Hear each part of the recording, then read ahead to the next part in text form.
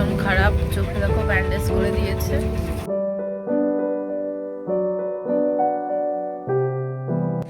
Good morning, কেমন আছে সবাই? আশা করি সবাই খুব ভালো আছে। একটা নতুন ভিডিওতে তোমাদের সবাইকে স্বাগত। তো দেখো আমরা চলে এসেছি, এই যে আমাদের হোটেল, এটা আমাদের হোটেল। আর এই যে বীজ, সকালবেলায় সবাই নেমে গেছে। আর এত সুন্দর বীজ, এটা একটা ইন্টারন্যাশনাল বীজ, প্রচুর লোক আর বিদেশি লোক বেশি। আমি রোদ্রের জন্য তাকাতে পারছি না, তাছাড়া চোখে একটু প্রবলেম হয়েছে। এত সুন্দর, তোমাদের মুখে বলে বোঝানো যাবে না। আর এত বড় বীজ, ভীষণ সুন্দর। ব্যাক ক্যামেরায় তোমাদের দেখাচ্ছি।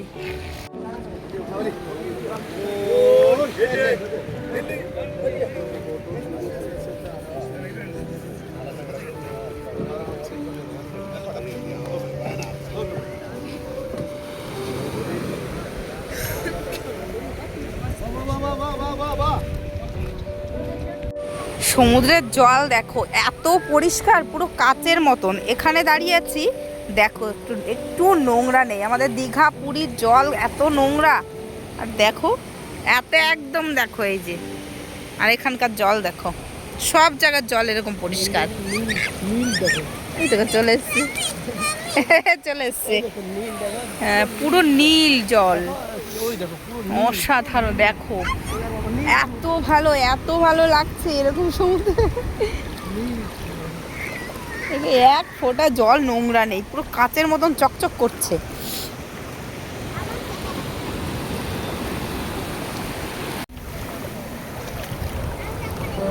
দেখো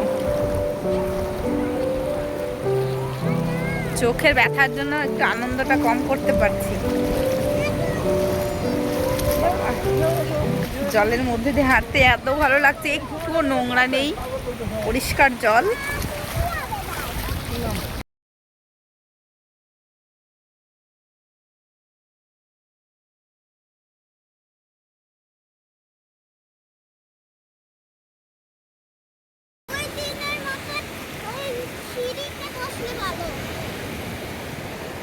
তাই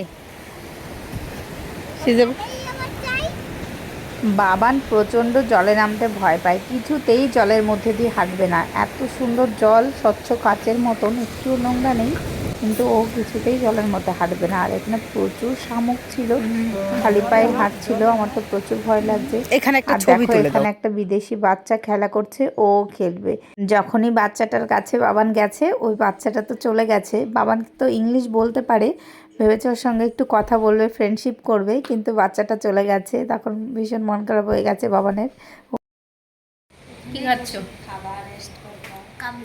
এই দেখো, এই যে কমলা লেবু কিনে এনেছি, এই যে আপেল নিয়ে এসেছি, একটা অরিও বিস্কুট, একটা ম্যাগি নিয়ে এসেছি। তো বাবার ম্যাগি খাবে, বাবার ম্যাগি খাবে সকালে। আর তোমাদের দাদাভাই খাবার আনতে গেছে, পরোটা নিয়ে আসছে, তো আমরা পরোটা খাবো। তো চলো খাওয়া দাওয়া করি। বাবা এই টয়টা কিনেছে, বালিতে খেলবে। এই যে পরোটা নিয়ে এসেছে, তো আমরা এখন পরোটা খাবো। পরোটা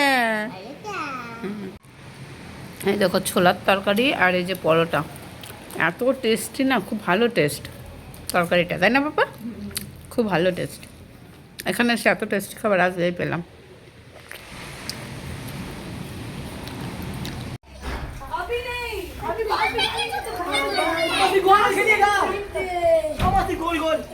দেখো কত স্নান করছে, কখন এই হোটেলে সকাল থেকেই নেমে গেছে সুইমিং পুলে। এখন আমরা বিচে যাবো, আর ও যাবে না, এখানেই স্নান করবে।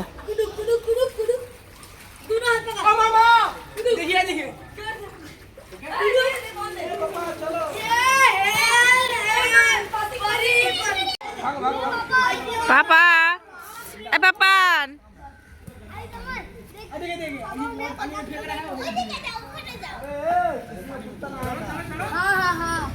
তো দেখো এই সানগ্লাসটা নিলাম এখান থেকে। বাড়ি থেকে সানগ্লাস নিয়ে আসিনি, আর রুদ্রের জন্য তাকাতে পারছি না। তো কেমন লাগছে জানিও অবশ্যই কমেন্টে। রেড কালার সানগ্লাস আমি এখনও পরিনি, তো ভাবলাম এটা মুখের সাথে ভালোই লাগছে, নিয়ে নিলাম। বাবান এতক্ষণ সুইমিং পুলে স্নান করলো, আর আমি আর নামিনি। আমি বিচে নামবো জন্য ওয়েট করছিলাম। তো দেখো সি বিচে এসে দুটো বেড নিয়ে নিয়েছি।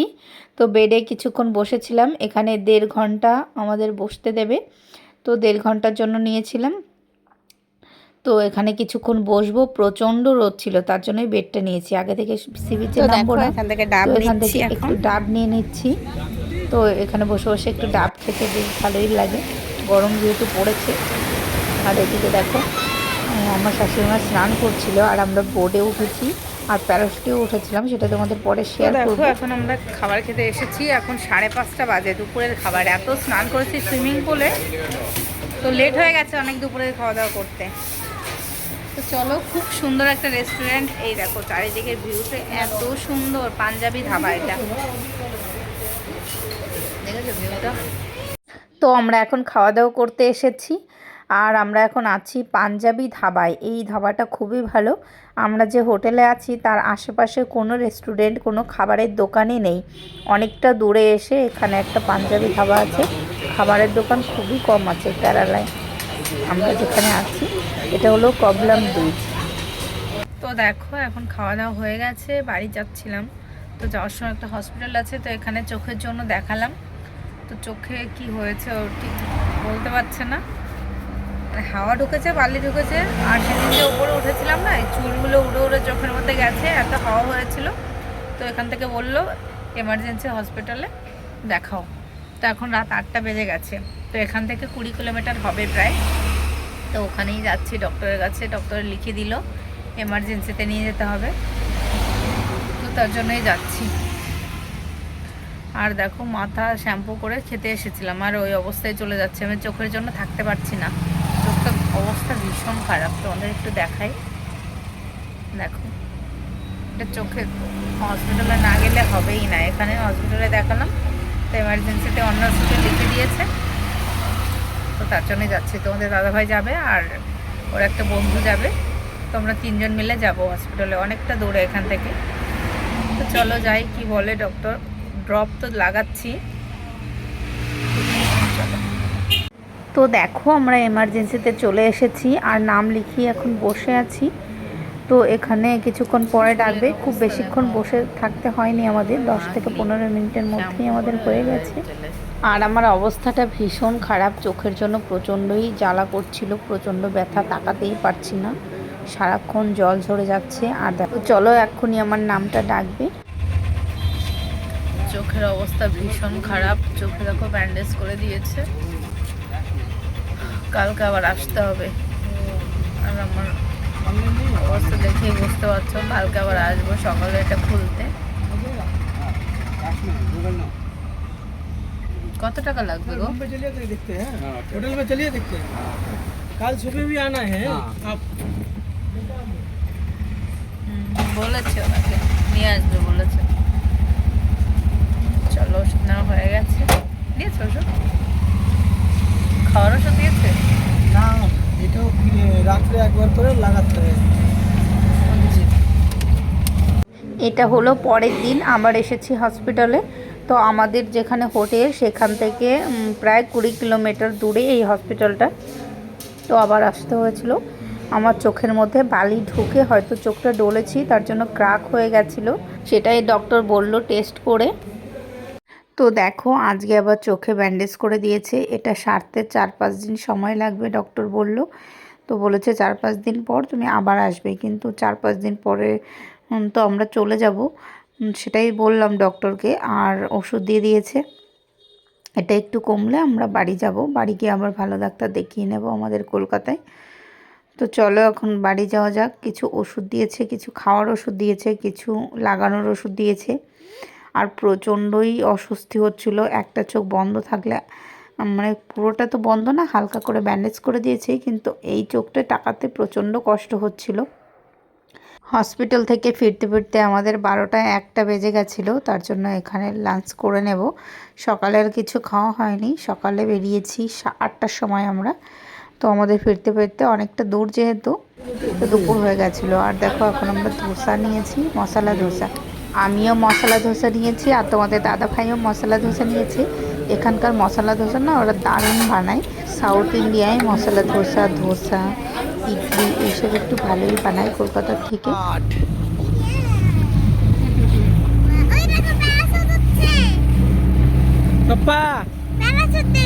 প্যারাশুটে কালকে আমরা চলেছিলাম প্যারাশুটে।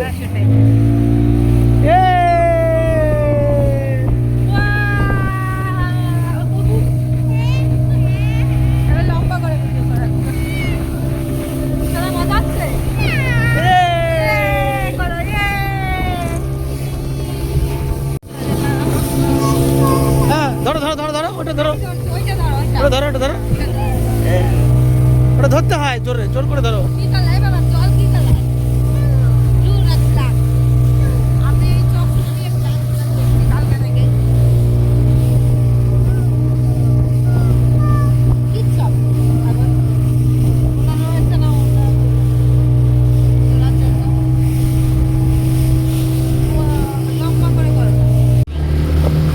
Light house beach.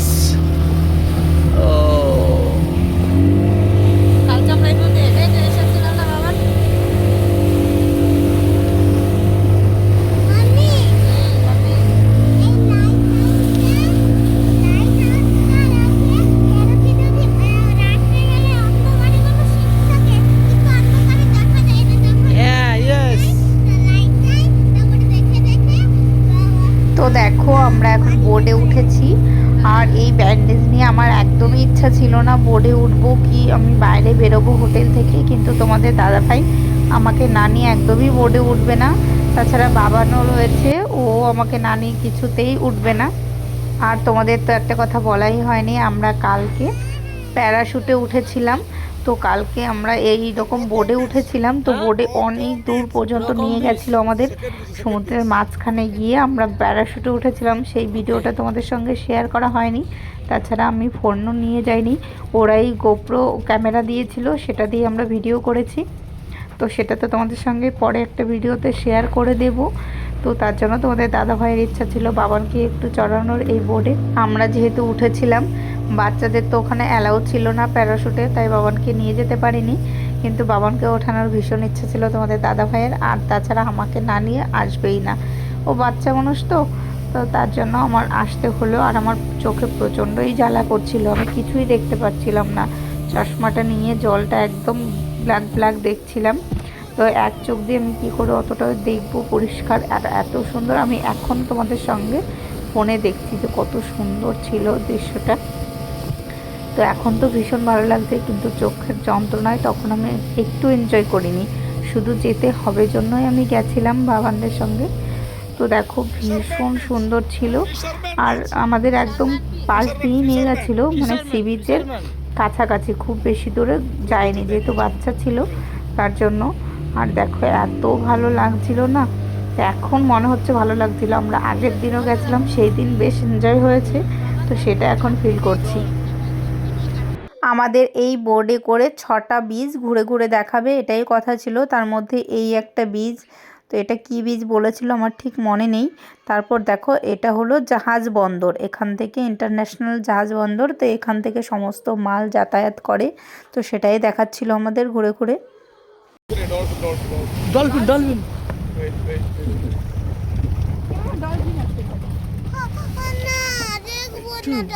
ভালো তো দেখতে হয়। বোর্ডের এই কাকুটা আমাদের বলল এখানে একটা ডলফিন এসছে, সবাই চুপ করে থাকো, দেখো আওয়াজ না করলে এখানে উঠবে। তো উনিই বললো এখানে উনি দেখেছে নাকি, তার জন্য চুপ করে অনেকক্ষণ দাঁড়িয়েছিল ডলফিন দেখার জন্য। জানি না সত্যি নাকি মিথ্যা, ডলফিন এত কাছে আছে সেটা আমার জানা ছিল না, জানি না হয়তো মিথ্যাও বলতে পারে। এখানে একটু সময় কাটানোর জন্য আমাদের 30 মিনিট মতন ঘোরাবে, তার জন্য এখানে দাঁড়িয়ে থাকার জন্যও বলতে পারে, আমার হয়তো সেরকমই মনে হয়েছে।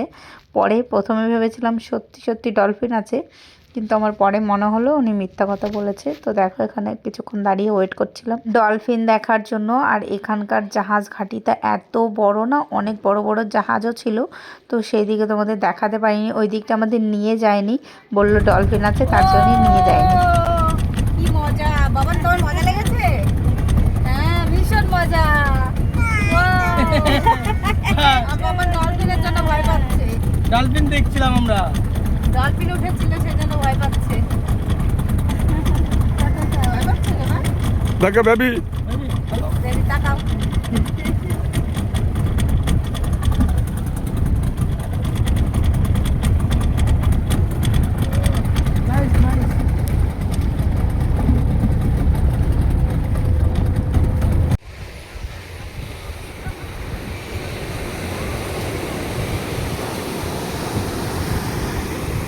দেখো একটা ফ্রেন্ড বানিয়ে নিয়েছে, ফ্রেন্ডের সঙ্গে খেলা করছে। ওদের বাড়ি কোথায় বলো তো?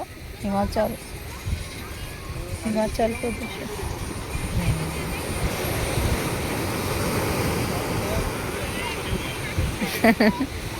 ফ্রেন্ড হয়ে গেছে, দুজনে খেলা করছে বসে বসে।